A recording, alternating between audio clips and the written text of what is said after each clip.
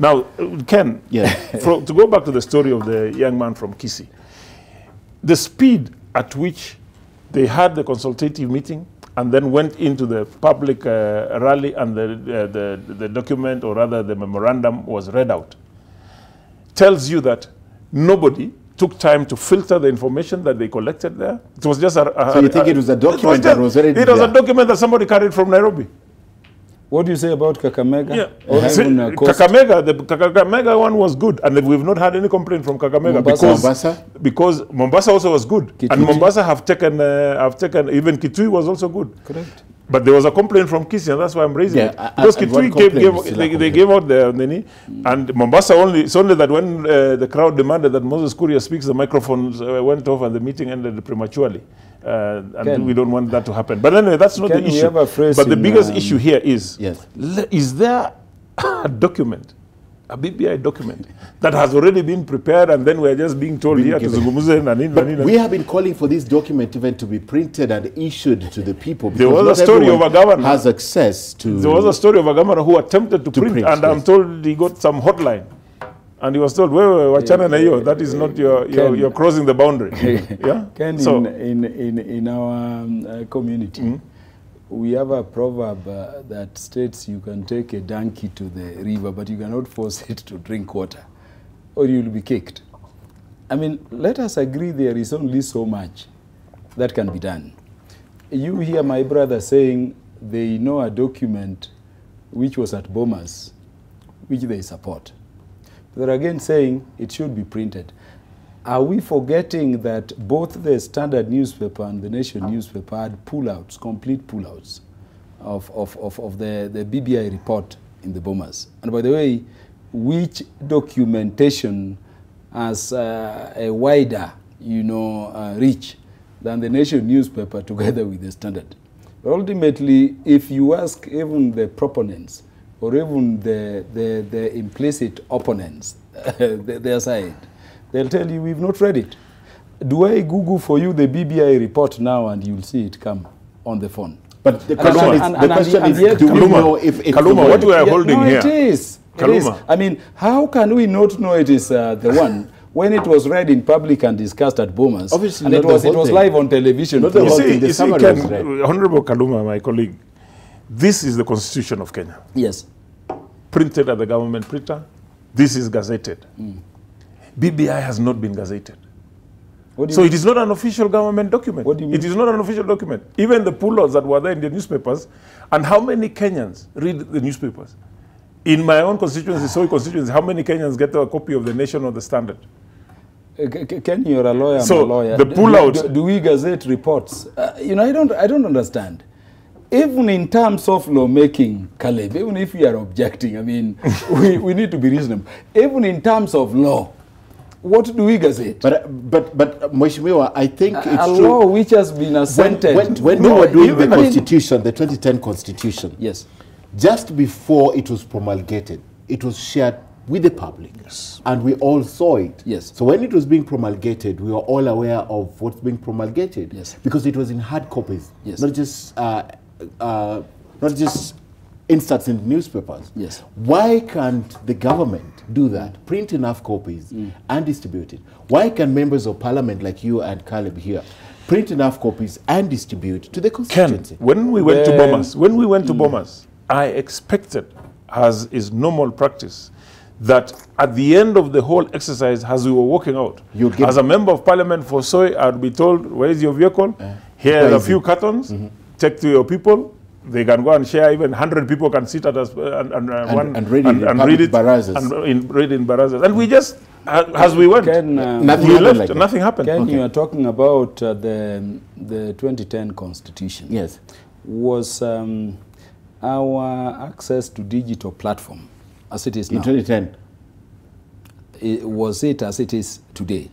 I mean, are you suggesting in this forum that BBI document is only out there when it is in hard copy printed? What is the reach of smartphones and computers in this country? Deep. But it's not to the extent I can tell you, anybody who can read has BBI report in his hand. Anyone who can read. What of if the ones who cannot read? If they choose not to read it, I was telling you cannot force a donkey to drink. What of the people who cannot read? The ones who cannot read it. Yes.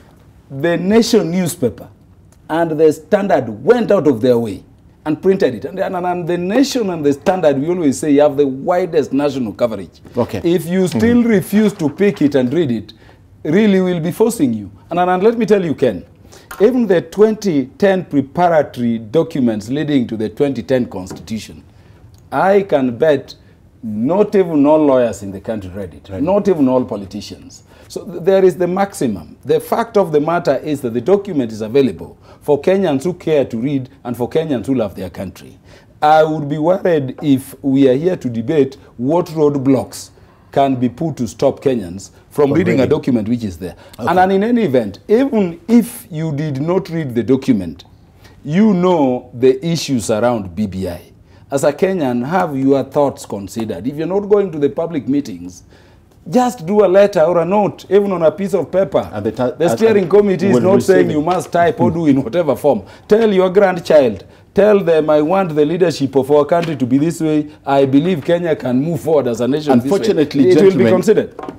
That was a big document of 150 pages minus the annexures. Yes, and you know our reading culture. Yes. The tragedy is this. The tragedy is this. Yeah. The only things we hear out there, including the things that are presented on today by elites such as Musalia Mudavadi, who is a vice president of this country, who's a leader of a party in this country with representation in parliament.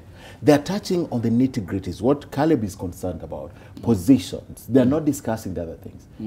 That majorly the first thing that goes through your mind when you look at this is positions. Is it really fair that this is the only thing that we see when we think of BBI? Because that's what many think of. It's not fair, Ken, how we are treating this country, Kenya, especially in BBI matters.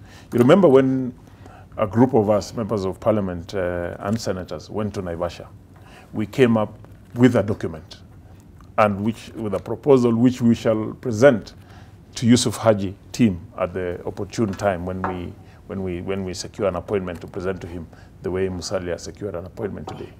And part of the proposals we gave was we want 3.5% of our total tax revenue to be given to the high court, to the courts, to the judiciary, for them to be independent. So that when Caleb is arrested, when Kaluma is arrested, when Ken is arrested, you do not have any doubt in your mind that some call will come from somewhere to influence the judiciary just because they are starved of cash. We also said, Ken, we want 5%, like what is now given to CDF, to be set aside so that our youth who have finished technical colleges, those who have even graduated as lawyers, they want to open their own law firms, any youth who wants to run a business, a startup without startup capital, can get finance from there, start up their business and reimburse the way they do the help loan and everything. We also said we want 5% also to be set aside so that it's like an insurance for our farmers. If the coffee prices drop, if the tea prices drop, if we have issues with the maize prices and the milk prices like we do now, then that fund can be used to cushion farmers. Those are the things we want in BBI. The biggest problem in Kenya is not about positions. It's about how are we handling the economy of our people? I don't want to represent people who are poor. I do not want to represent people who I will have to run away from when I go to my constituency and I see them coming and I know they have issues to do with money and they want money. I want to go to my constituency and sit in a restaurant and a young border guy says, boss, kazi leo ni mzuri, mheshimiwa have a cup of tea. Okay. And he's paying for it. That is what we want to, that's what we want to do with this BBI. Ken, the more my brother speaks, the more it is confirmed to me as not read the Bomas BBI report he was talking about. In fact, I now undertake on this national platform to give him a copy. They are copies. A printed copy. So they are printed tomorrow. Yeah. He'll print one. I will give him. I may give him the one which I pulled out from the Nation newspaper. I will give it to him. The bulk of the report, if you've looked at it, Ken, is about matters economy. Actually, the BBI report is measuring on what it is called economic revolution. How can we make it, good for Kenyans to live a stable, life? How can we have a system where our youth are not idle outside there? but are useful. How can we have, you know, institutionalized internship programs which prepare our graduates, whether from tertiary institutions and the university, you know, for the job market? And Caleb will tell you that at the level of Parliament, I sit in the committee which is dealing with, you know, those issues.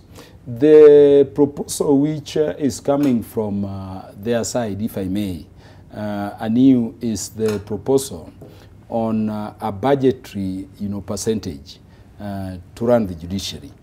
I wanted to, you know, tell Caleb that I'm in the committee in the National Assembly dealing with justice and legal affairs, the judiciary, you know, falls. These are not thoughts which are novel. These are thoughts which we've mulled over, and that committee chaired by Cheptumo for quite some time. Remember, largely, Ken, the budget of the judiciary is largely for recurrent and administration. The development is about a court being built somewhere in Homa Bay, which is a one-off thing. If you sat on a budget and settled, you know, on a budget of about 3.5 trillion, okay, against salaries which are determined by SRC, and it was to go beyond the recurrent and administration needs, where do you take the plans? And these are the things we've been thinking about. So that I'm telling Caleb that on the whole, these are thoughts, I think, even at our own level as leaders. I personally did a memorandum to the steering committee. The fact that, in your view, it is not captured at that percentage does not mean it was not thought through. But now that we have a validation process, Caleb, and it being the case that obviously in the initial stages you never presented, you know, this proposal, this is the very reason as to why we are saying, even if you are opposed to the manner in which the meetings are going, document this thing and present it for consideration. Okay. And so that views of, you know, Kenyans around the issue can be considered. It is not to say they should not be considered because of them. I mean, present it in whatsoever manner conduces or is convenient to you, so that they can be considered. But I can tell you, these are things which have taken a lot of our thinking. We thought of the judiciary. Remember, there is a judiciary fund. We now have the judiciary fund regulations. We've been pushing very hard for a situation where the constitutional provisions can, requiring that when budget says the judiciary is getting 20 billion, it goes straight away, are operationalized. Yes. I mean, those are the things we're talking about. Okay. Otherwise, fixing it when you may not have a human personnel base which consumes the entire money may just end up at tying monies which we need for other, you know, national needs like the health insurance we were talking about somewhere there. But let all these thoughts go, and they are very good thoughts. Yeah, so that the steering committee can distill them together. Okay. And you know, come up with solutions. And I've said the solutions could be constitutional interventions. People think that all these things we are talking in BBI, including land reforms, must lead to constitutional amendments. It not be so. Others may just require, you know, tickling or panel beating, you know, the existing legislations. Others will just require an act of parliament. Some